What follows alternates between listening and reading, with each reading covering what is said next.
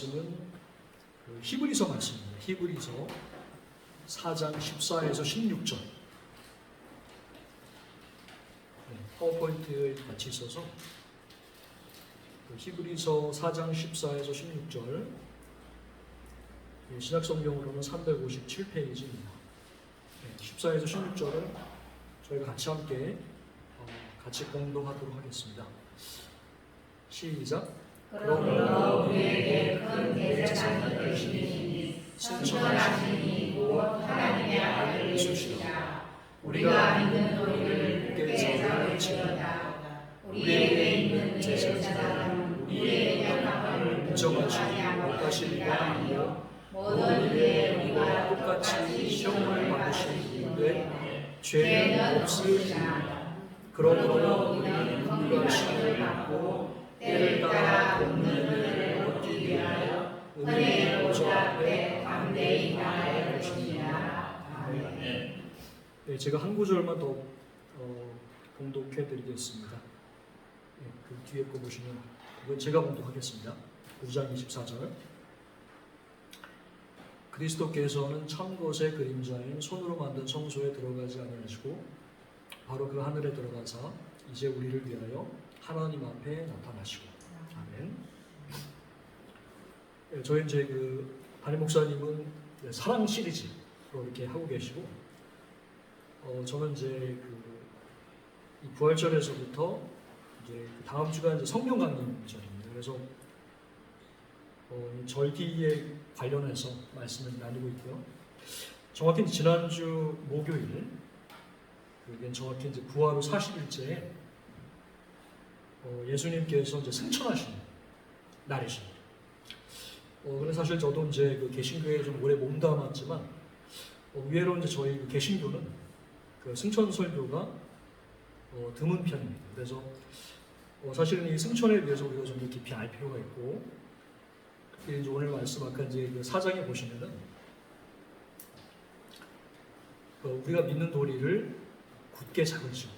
여기서 이제 믿는 도리라는 것은 예수님이 어떠하신, 그리고 예수님이 승천하신 분이시다 라고 하는 이제 이 예수님의 승천에 대해서 우리는 참 그동안 잘 깊이 염두하지 못했지만, 우리가 깊이 예수님이 과연 승천이라는 것이 어떤 뜻인가, 이거를 이제 조금이라도 우리가 생각을 해봐야 합니다.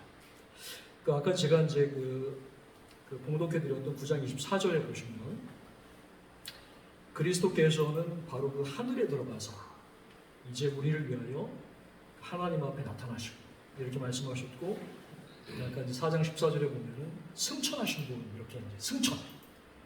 이 승천이라는 것은 우리가 이제 언뜻 보면 하늘로 올라가셨다라고 생각을 하실지 모르지만, 사실 이제 이 표현을 잘 보면 이것은 이제 하늘로 건너가셨다라고 하는 이제 의미를 가지고 있습니다. 그럼 도대체 히브리서 기자라고 하는데, 이 성경 기자가 말하는 그 하늘이 우리가 보이는 저 이제 영어로 이제 스카이라고 부르는 저 하늘로 들어가신 것을 말하는 것인가라고 이제 생각을 해보게 되면, 사실은 그 히브리서 기자라고 하는 하나님의 종이, 말씀의 종이 우리 가운데 말씀하시는 그 하늘은 사실은 저 보이는 하늘이 아닙니다.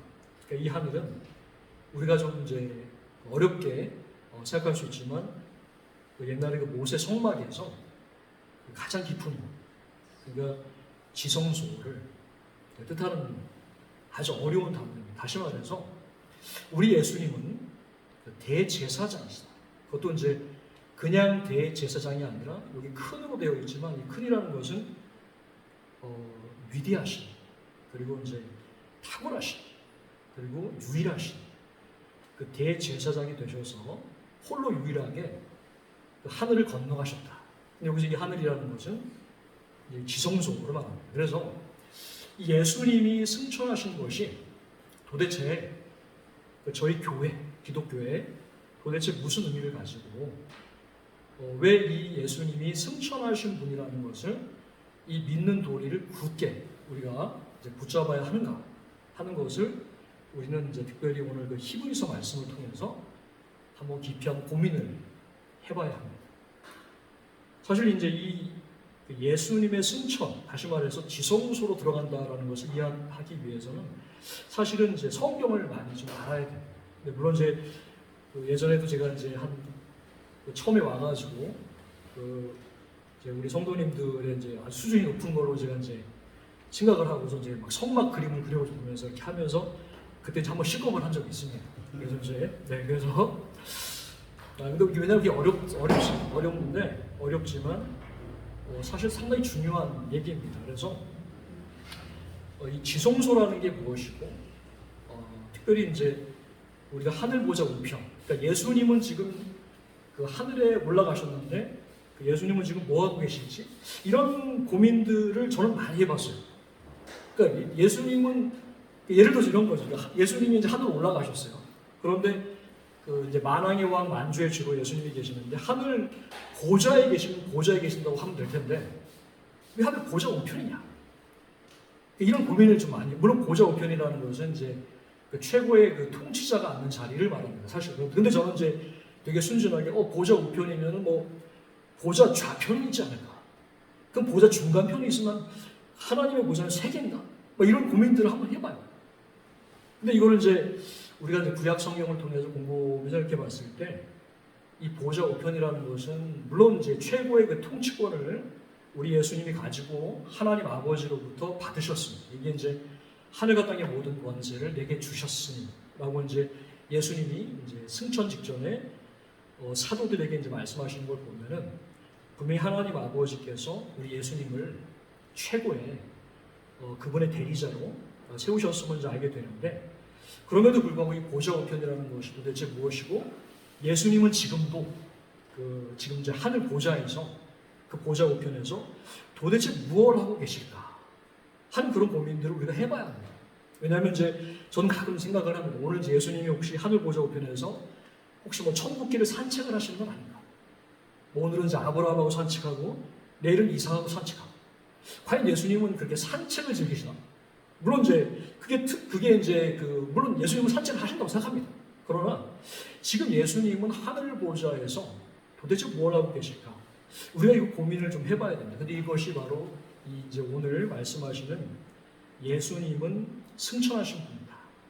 그럼 예수님이 승천하셔서 지금 하늘 보좌에 지금 앉아 계시다라고 했을 때 도대체 그분이 왜 승천을 하셨고 그리고 왜 그분은 지금 무엇을 하고 계시는가 하는 것들은 아주 중요한 이제 우리 성경의 그 질문이 됩니다. 자, 그래서 오늘 이제 이 승천, 그러니까 이 승천이라는 것은 지성소를 통과를 하게 됩니다. 도대체 무엇 때문에 예수님은 지성소를 통과하셨을까? 사실은 이 지성소를 통과하기 위해서는 중간에 뭐가 하나가 있습니다. 그게 이제 휘장이라는 아주 굳게 닫혀진, 그래서 옛날의 대제사장은 절대로 함부로 휘장을 통과하지 못했습니다. 유일하게 정확히 1년에 하루, 속죄, 대속죄일이라고 불리는 단 하루만 그때 이제 그 제물의 피를 들고 겨우겨우 이제 그 휘장을 이제 넘어서 지성소 안으로 들어가게 됐습니다. 사실 이제 이렇게만 이제 얘기를 해도 쉬운 건 아닙니다. 사실은. 그런데 이거는 워낙 중요한 얘기여서 그럼 도대체 왜 이 예수님은 이 지성소 안으로 들어가셔야만 했을까 하는 것을 고민을 생각해 봤을 때 이것은 사실 이제 한 가지 중요한 답이 나옵니다. 그게 뭐냐면 뭔가를 뚫기 위해서. 그럼 도대체 뭔가를 뚫기 위해서 왜 예수님은 지성소라고 하는 특별히 이제 그 휘장을 넘어서 가셔야만 했을까?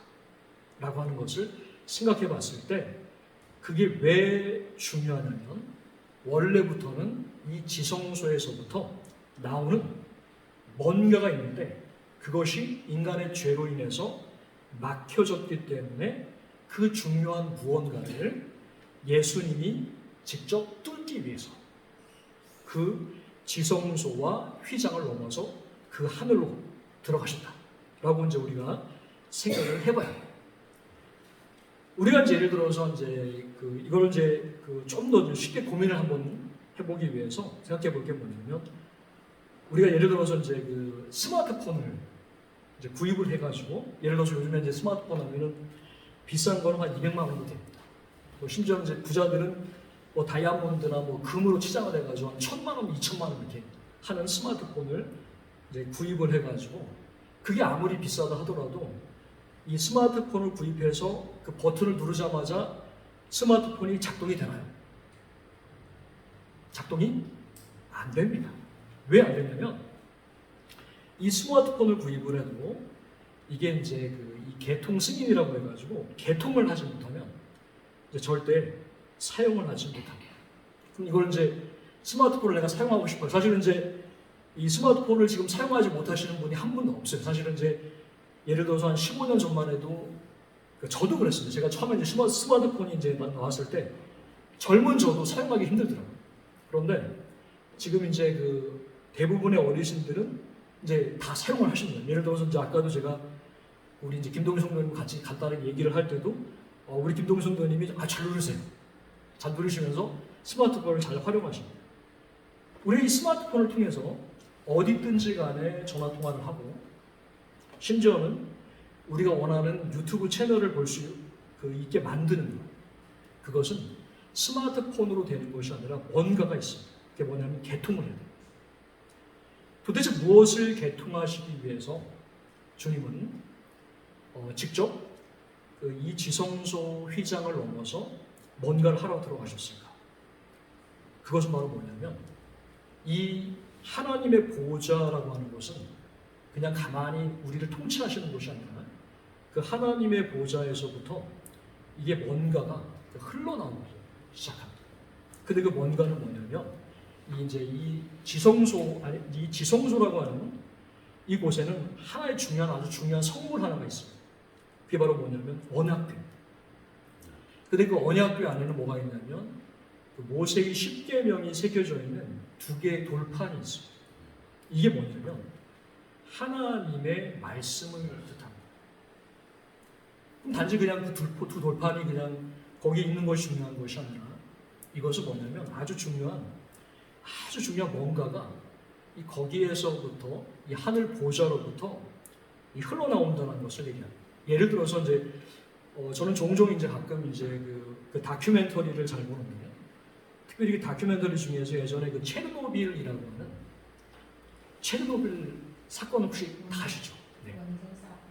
원전이 폭파가 돼가지고 그때 이제 막 이 소방서들이 첫 번 도착을 해요. 그리고 이제 이 사람들은 이 원전이 이제 뭔지도 모르고 그냥 불이 났으니까 가서 이제 빨리 이제 불 끄려고 갔습니다. 그러나 이제 원전이 폭파되니까 뭐가 나타나냐면 방사능이 이제 이 원전이 노출이 돼가지고 이제 이 돌들이 막 흩어져 있어요.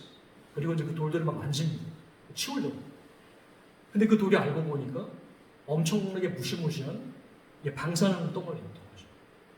무슨 말이냐면 우리가 겉으로 볼 때는 그 언약궤 속에 있는 2 돌판처럼 보이지만 사실은 그 하나님의 이 2 돌판에서 나오는 것은 이 세상에 있는 그 방사능조차 사실 그 방사능을 건드렸던 모든 그때 소련 사람들인데 소련 소방수들은 다 죽어요.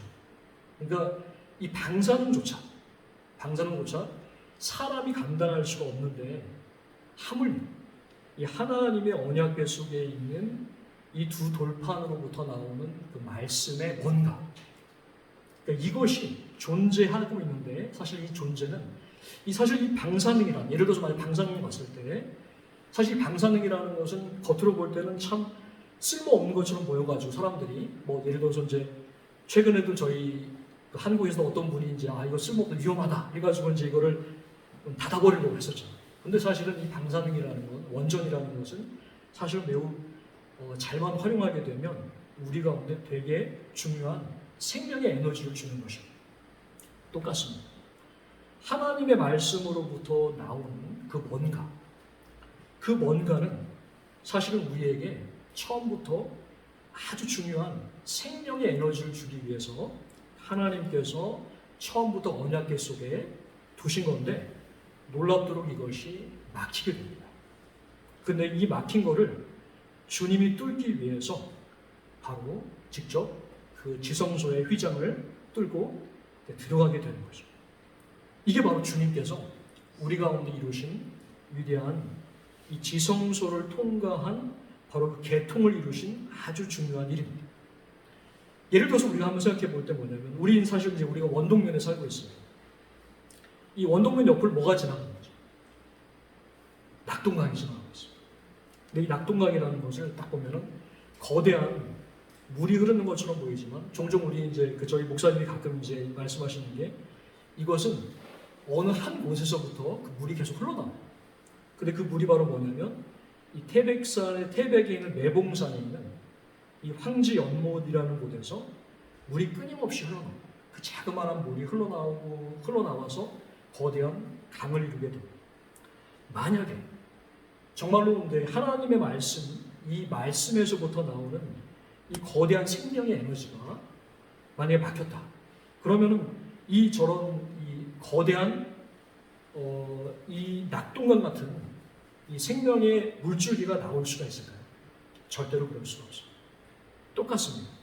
사실은 인간의 죄로 인해서 이 하나님의 보호자로부터 흘러나오는 이 놀라운 생명의 에너지는 결국은 이것이 죄로 인해서 막혔기 때문에 예수님은 우리 가운데 오셔서 그것을 해결하기 위해서 실제로 십자가를 지시고 그분의 피를 흘려서 그분의 피를 들고 그 지성소를 넘어가야지만 결국은 마치 그 태백 황지 연못에 있는 그 생명의 물줄기가 조금씩 흘러나와서 바로 우리 옆에 있는 이 낙동강, 아주 멋진 낙동강을 만들듯이 바로 똑같은 일이 지금 이 똑같은 일, 예수님을 통해서 이루어지는 바로 이 일이 바로 오늘 주님이 우리 가운데 이룬 승천이라는 중요한 일입니다. 제가 말하는 게 좀 어렵죠? 네. 아니요. 어렵습니다. 네. 가끔은 제가 이제 저는 이제 쉽다고 최대한 쉽게 이제 어떻게 하든지 이제 쉽게 해보려고 하는데 그 쉽게 안 되더라고요. 제가 이제 기본적으로 이제 어렵게 하는 병에 걸려가지고. 네. 자, 어쨌든 제가 오늘 이제 말씀을 나누고자 했던 거는 바로 이 승천. 예수님이 승천하신 분이라는 것을 이 믿는 도리를 굳게 붙잡으라고 했다라고 하면 우리는 예수님이 승천하신 것이 도대체 어떤 의미를 가지고 있는 것인가를 우리는 이해를 해야 됩니다. 단순하게 하늘 올라가셔서 그분이 곧장 성령님을 보내주시기 위해서 단지 이별의 사건으로서 승천을 이해할 것이 아니라 이 승천이라는 것을 통해서 도대체 그 주님이 우리에게 이루신 것이 도대체 무엇인가 라고 하는 것을 아주 깊이 이해를 해야 된다는 것인데, 저는 이제 그것이 바로 이 하나님의 그 보좌로부터 나오는 이 말씀으로부터 오는 뭔가, 이 생명의 에너지가 반드시 예수님의 이 개통, 이 십자가의 통과를 통해서, 이 지성소의 통과를 통해서 주님이 우리 가운데 뭔가를 주시고자 하시고 지금도 그 뭔가를 주시기 위해서 주님은 몰입하고 계시다라고 하는 것을 말씀을 드리고 싶었습니다. 아까 제가 이제 예수님은 지금 무엇을 하실까라고 이제 질문을 던진 적이 있는데, 아까 이제 보좌 우편이다라고 했을 때 사실은 이 보좌 우편이라는 것은 이 예전에 그 지성소 옆에 오른쪽에 바로 성소가 있었습니다. 근데 이 성소에 누가 들어갔냐면 바로 이 대제사장과 그의 아들들인 제사장들만이 들어가서 성소에 직무를 했습니다. 지성소 안에는 바로 하나님의 언약궤가 있었고 그 언약궤 바로 앞에는 세 개의 성물들이 있었는데 그 세 개의 성물이 바로 뭐냐면 첫 번째로는 떡상입니다. 두 번째는 뭐냐면 일곱 등잔대입니다. 그 다음에 세 번째가 분향단입니다. 이게 왜 중요한 거냐면 지금 예수님이 도대체 무엇에 몰입하고 있습니다. 도대체 예수님은 지금 보좌 우편에서 무엇을 하고 있는가라는 것을 우리가 깊이 질문을 했을 때 절대로 예수님은 한가하게 산책이나 하며 계시는 분이 아니시다는 겁니다. 왜 그러냐면 옛날 제사장이라는 존재는 이 사람에게는 자유가 별로 없습니다. 그러니까 소위 말하는 이제 우리가 구약 성경을 잘 연구를 해보고 특별히 그 성막과 레위기를 이제 깊이 한번 들여다보면은 제사장만큼 슬픈 운명을 타고난 사람이 없습니다. 왜 그러냐면 이 옛날 구약에 있는 제사장들은 아침부터 밤늦게까지 오직 그가 신경 써야 되는 게 뭐냐면 성소 직무에 신경을 씁니다. 다시 말해서 우리가 이제 어떻게 표현할 수 있냐면 제사장, 옛날 제사장은 제사 기계예요.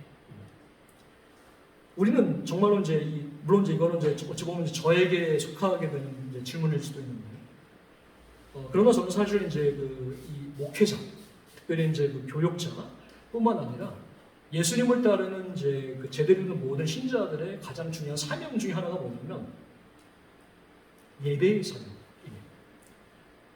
사실은 이제 목회자가 된다라고 하는 것이 참 쉬운 일은 아니지만 그럼에도 불구하고 가장 중요한 게 뭐냐면 가장 우선순위, 그게 바로 무엇이냐면 예배에 들어. 그러니까 아침에서부터 밤 늦게까지 다른 거는 못해도, 정말 다른 거는 못해도 이것만 해야 된다라고 했을 때 바로 이게 바로 뭐냐면 예배예요. 그래서 오죽이나 했으면은 이제 저희 캐톨릭 같은 경우에는 성직자들한테 어떤 거를 요구를 하냐면 이제 하루 7절례라고 해가지고 7번 시간을 구별해서 무조건 예배를 드려요. 그러니까 아침에 6시, 아침에 9시, 12시, 3시, 6시, 9시. 이런 식으로 이제 이 7번 예배를 드리는 삶. 그래서 7번 예배를 드리는 삶에 너가 헌신할 것이냐라고 하면은 이제 캐톨릭에서는 그 사람을 신부로 이제 소위 말하는 이제 안수를 줍니다. 근데 과연 이제 우리 이 개신교는 과연 이런 이 까다로운 정말 예배의 그런 기계 같은 이런 삶을 우리가 정말로 살려고 하는 사람이 얼마나 되는가 하는 생각들을 한번 해보게 됩니다. 제가 왜 이 말씀을 드리냐면 결국은 이제 우리 예수님께서 대제사장으로 그리고 이제 하나님 보호자 우편이라는 성소에서 그분이 지금 이제 직무를 하고 있다라고 하게 되면 그분은 완전히 몰입을 합니다. 어떤 몰입을 하냐면 바로 이제 이 지성소로부터 흘러나오는 그 뭔가를 이 땅으로 흘러보내기 위해서 그분이 매일마다 신경을 쓰는 게 바로 이제 세 개의 성물입니다. 첫 번째로는 떡상. 이 떡상이라고 하는 것은 12개의 떡을 우리가 진설병이라고 부르는데 사실 이것은 이제 말씀입니다. 사실 이제 언약궤로부터 이제 첫 번째 빛이 딱 흘러나오면 일단 이 빛이 먼저 건드리는 게 떡상입니다. 그래서 떡상을 통해서 이 빛이 한번 통과를 하고 나면 그 옆에 있는 7등불 등잔대에서 그 빛이 7개가 탁 퍼집니다. 이 뭘 뜻하냐면 하나님의 이 거룩한 능력은 말씀으로부터 나옵니다. 아무리 교회가 여러 가지 많은 사역들을 가지고 있다 하더라도 심지어는 이거는 교회뿐만 아니라 저희 성도들이 하나님을 알고 하나님을 경험하고 싶다라고 했을 때 하나님은 이 두 돌판이라고 하는 그분의 말씀으로부터 이게 중심입니다. 그래서 말씀으로부터 그분이 빛이 나오고 그 빛은 12개의 떡이라고 하는 하나님의 말씀을 통과를 하게 됩니다. 그럼 하나님의 말씀을 통과하는 것이 그 옆에 있는 등잔대의 7등불로 탁 펼칠 때 이것은 어떤 의미를 갖게 되냐면 하나님의 말씀이 때로는 설교, 때로는 성경 공부로, 때로는 찬양, 때로는 기도, 때로는 전도, 때로는 교제, 그리고 때로는 섬김이라는 7개의 방식으로 우리가 하나님의 말씀의 은혜를 경험하게 됩니다. 이것은 이제 사실 매우 중요한 것입니다. 왜 그러냐면 우리가 하나님을 섬긴다라고, 우리가 하나님을 알고자 한다라고 했을 때 어떤 사람은 찬양을 통해서 은혜를 받고 어떤 분은 밤새 기도를 하고 또 어떤 분은 전도를 하지만 실제로는 이 모든 것들의 가장 중심에는 뭐가 있냐면 하나님의 말씀이 있어요. 그렇기 때문에 우리가 이 하나님을 정말로 알고자 한다면 밤새 기도하는 것이 저는 되게 중요하다고 생각합니다. 되게 중요하다고 생각하는데 근데 이 밤새 기도를 하기 전에 일단은 몇 시간 정도는 일단 성경을 일단 먼저 읽고 그 성경 구절을 가지고 차라리 기도원에 올라가서 밤샘 기도를 하는 것이 필요하다라고 생각을 합니다. 다시 말해서 우리가 하나님이 우리 가운데 주시고자 하시는 가장 중요한 그 생명의 에너지는 바로 이 말씀을 중심으로 우리 가운데 나타나고 그리고 반드시 또 하나는 신기하게 왜 7등불이냐라고 생각했을 때 우리 교회는 우리 기독교회는 반드시 성령님이 우리 가운데 그 말씀의 그 은혜를 펼치시는 아까 제가 말했던 여러 가지 방편들을 고려를 해야 됩니다. 왜냐하면 이것은 어떤 분들은 그 하나님의 말씀을, 하나님의 임재를 정말 찬양을 통해서 깊이 경험하시는 분이 또 계시거든요.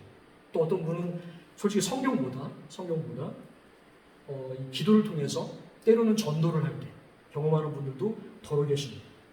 사실 예를 들어서 저 같은 경우에는 저는 사실은 워낙 오랫동안 신학에 매달리던 사람이다 보니까 저는 하나님의 거룩한 임재를 신학에서 이렇게 경험을 했지 설교는 별로 안 했더라고요. 저는. 네, 그래서 사람마다 틀려요. 그래서 그렇기 때문에 우리는 이 교회는 다양하게 일곱 등불처럼 성령님이 나타날 수 있는 7가지 채널이라고 합니다. 7가지의 방식들을 교회가 이 성도들에게 제공해 주는 것들이 필요하구나라는 걸 저는 항상 이 말씀을 읽을 때마다 생각을 해봤는데, 그럼에도 불구하고 그 중심은 다 어디서부터 나오냐면 하나님의 말씀인 성경에서부터 나오게 됩니다. 그래서 이 모든 것의 중간에는 성경입니다. 우리는 이 예수님의 이 성소의 사역을 뭐라고 부르냐면 중보와 통치라고 부릅니다. 그러니까 다시 말해서 예수님은 지금도 하늘 성소에서 하늘 제사장, 대제사장으로 지금 하고 계신 일이 바로 끊임없이 옛날 제사장처럼 12개의 떡을 안식일마다 진설을 하고 아침 저녁으로 바로 7 등불의 이 등잔대를, 이 빛을 이것을 끊임없이 이렇게 간검을 합니다. 간검을 해서 빛을 밝히니, 그리고 항상 그 분향단에서 우리의 기도를 모아서 하나님 앞에 향으로 피워 올려드리게 됩니다. 이것이 바로 예수님께서 우리 가운데 뭔가를 하셨는데, 바로 그 뭔가, 이게 뭐냐면 바로 말씀을 통해 7 등불을 통해 우리 가운데 바로 이 하나님의 보좌로부터 나오는 생명의 은혜를 우리 가운데 흘러보내시는 것입니다. 근데 이 흘러보내시는 거에 의해서 흘러보내시는 것들 중에 이 가장 중요한 그것이 무엇인가 라는 것을 우리가 한번 오늘 말씀을 통해서 특별히 그 15절 말씀과 16절 말씀을 깊이 보면은, 사실 우리는 그렇습니다. 당신은 무엇을 위해서 기도하십니까? 라고 질문을 던졌을 때, 사실 우리는 우리의 삶이 좀 편했으면 좋겠어요. 그리고 내가 고민하는 것들이 해결됐으면 좋겠습니다. 내 스트레스가 해결됐으면 좋겠고, 때로는 내가 정말 가장 힘들어하는, 때로는 우리 힘들어하는 인간관계나 돈 문제, 특별히 좀 해결됐으면 좋겠습니다. 그런데 오늘 이 16절에 보면 우리는 긍휼하심을 받고 때를 따라 돕는 은혜다라고 이렇게 말씀을 하고 있는데, 물론 이 돕는 은혜는 여기에는 당연히 우리의 건강 문제, 우리의 돈 문제, 우리의 인간관계의 문제가 분명히 있습니다. 그런데 이 말씀을 14절에서부터 16절 이렇게 곱곱이 씹어보게 되면 사실 우리가 정말로 하나님 앞에 받아야 될 돕는 은혜가 딱 이게 나타납니다. 그게 바로 뭐냐면 긍휼하심. 이 긍휼하심이라는 것은 어떤 의미를 갖게 되냐면, 단순하게 주님이 내가 너무 불쌍하다 이런 뜻이 아니라, 이 긍휼하심이라는 것의 가장 중요한 것이 무엇이냐면 이게 용서입니다. 그러니까 우리에게 가장 소중한 게 무엇인가, 그리고 그 가장 소중한 것을 예수님은 우리 가운데 흘러보내시기 원하는데 그게 무엇인가라고 생각했을 때, 겉으로 볼 때는 우리가 물론 돈을 간절히 원망할 수도 있습니다. 사실 그게 틀린 건 아니에요. 그러나 우리가 정말로 필요한 것, 정말 내가 오늘 하루, 오늘 아침에 가장 필요한 게 무엇인가, 그건 하나님의 긍휼인데, 그 긍휼을 뭐라고 부르냐면 용서라고 부릅니다. 그래서 이 죄의 용서, 그게 그 죄의 용서가 바로 우리 가운데 뭘로 나타나냐면 거룩으로 나타납니다. 거룩. 어찌 보면 별거 아닌 것처럼 우리는 거룩 뭐 별거 아닌 거 아니냐 하는데, 사실은 이 거룩이라는 것이 바로 우리 주님이 바로 이 성소에서 떡을 만드시고 불을 밝히시는 가장 중요한 은혜, 그게 바로 뭐냐면 우리의 죄를 용서하시고 우리의 죄를 씻으시고, 그래서 우리가 거룩한 하나님의 자녀가 되게 하시고, 그래서 그 하나님의 자녀로 살게 하시고. 저는 최근에 한 달 동안에 오리 한 마리를 열심히 키우고 있습니다. 금지 오력을 키우고. 그 녀석이 이제 그 태어날 때부터 지금까지 이게 이제 6주가 됐는데요. 오리를 키울 때 그 밥을 먹이거든요. 근데 그 밥을 먹일 때 중요한 게 하나 있습니다. 특히 오리와 거위는 이게 없으면 안 된다는 게 이제 딱 이제 인터넷에 쳐보면 나오는데 이게 바로 니아신이라는 영양소 하나가 들어와요. 그 니아신이 뭐 하냐면 이제 오리라든 거위 같은 경우에는 이게 그 다리가 굽을 수가 있어요. 그래서 다리가 굽지 않고 잘 자라다고 이 니아신이라는 것을 반드시 공급해줘야 합니다. 그럼 이 니아신이 지금 사람에게 있겠습니까? 저한테 있겠습니까? 없습니다. 그러면 이제 이거를 어떻게 공급을 해주냐면 이제 그 맥주 효모가루라는 게 있어요. 그래서 그 맥주 효모가루 따로 사서 정말 그것도 많이 주면 안 됩니다. 그래가지고 이제 정말 그 한 숟가락 큰 숟가락에 또 얼마큼 이렇게 아주 세밀하게 이제 이렇게 잘 이렇게 계산을 해가지고 줍니다. 인간인 저도 제가 기르는 이 오리 한 마리를 위해서 얘가 잘 크라고 정말로 그 정성껏 매일매일 그 니아신이라고 하는 것을 보충시키기 위해 그 영양소를 주기 위해서 아주 그 힘써서 매일매일 신경을 씁니다. 제가 이런데 그러니까 우리 하나님은 오죽하시겠습니까? 우리 예수님은 오죽하시겠습니까? 그럼 예수님이 우리 가운데 주시는 가장 중요한 영양소, 다시 말해서 그 하늘 보좌로부터 흘러나와 그분이 끊임없이 하늘 성소에서 정말 일주일마다 12개의 떡을 만들고 아침 저녁으로 그 빛을 밝혀서 우리 가운데 보내주시는 바로 그 영양소, 그것은 바로 하나님의 복음이고 그 복음 속에는 어떤 것보다 중요한 게 바로 뭐냐면 우리의 죄를 용서하시고 그리고 성령을 통해 우리의 죄를 끊임없이 씻으셔서 우리가 하나님의 거룩한 백성이 되게 하시고 그리고 그 백성으로 살아가게 하시고 그거는 이 세상에 있는 어떤 것, 그러니까 사실은 이제 우리에게 얼마나 많이 정말 물질적인 얼마나 많이 필요합니다. 사실 저도 매우 시급한 사람 중에 한 명입니다. 그러나 정말 아무리 시급하다 하더라도 하나님 편에서 가장 시급한 것, 그것은 바로 끊임없이 우리의 죄를 용서하시고 그 다음에 우리를 끊임없이 정말 성령을 통해서 씻으셔서 그 거룩한, 그게 바로 주님이 우리 가운데 주시는 긍휼이고 우리가 바로 이 은혜의 보좌 앞에 담대히 나아가서 첫 번째로 얻어내야 될 바로 이것을 위해서 주님이 바로 승천을 하셨고 바로 이 하늘 보좌 쪽으로 그 길을 내신 그걸 우리가 지성소 개통이다 라고 말씀을 합니다. 그래서 우리는 정말 오늘 하루를 살면서 바로 그런 놀라운 은혜를 우리 가운데 주시기 위해서 우리를 대신해서 십자가를 주시고 또 우리 앞에서 그 지성소를 통과해서 승천하신 그 예수님의 그 은혜를 우리가 깊이 확신하고 좀 매일매일 매 순간순간마다 그 은혜의 보좌 앞에 담대히 나가서 그 거룩의 은혜로 무럭무럭 자라는 저희 성도님들 되기를 주님의 이름으로 축원합니다. 네, 찬송가